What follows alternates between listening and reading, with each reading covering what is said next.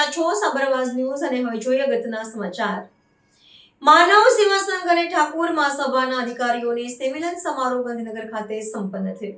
ગાંધીનગર ખાતે માનવ સેવા સંઘ તથા ઠાકોર મહાસભાના પદાધિકારીઓનો સ્નેહમિલન સમારોહ રાષ્ટ્રીય મંત્રી શ્રી માનનીય કામરાજ ચૌધરીની આગેવાની હેઠળ રાખવામાં આવ્યો હતો।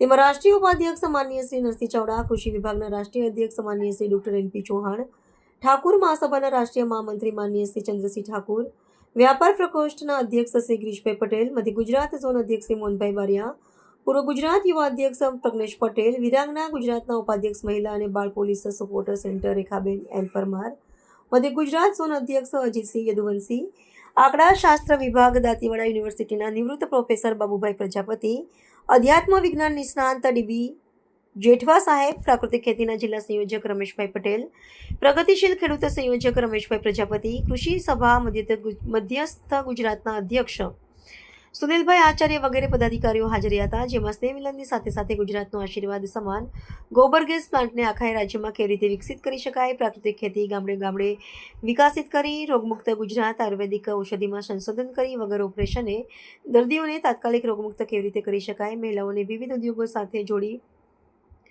પગપર થઈ શકે વગેરે વિષયો પર ચર્ચા કરવામાં આવી હતી। અને હવે પછીના સમયમાં ઉપરોક્ત વિષયોને માનવ સેવા સંઘ તેમજ ઠાકોર મહાસભા સાથે મળીને સરકારશ્રી સાથે રહી અમલમાં મૂકવાનો દ્રઢ સંકલ્પ કર્યો હતો અને જય ભવાનીના નારા સાથે સભા સંપન્ન થઈ હતી। રિપોર્ટર ચંદ્રસિંહ ઠાકોર, અમદાવાદ। આવા ન્યૂઝ જોવા માટે સાબર આવાઝ યુટ્યુબ ચેનલને સબસ્ક્રાઇબ કરો અને લાઇક કરો, જેથી હવે પછીના દરેક સમાચાર સબસ્ક્રાઇબ કરેલા હશે તેઓને નવા સમાચારની માહિતી મળી જશે।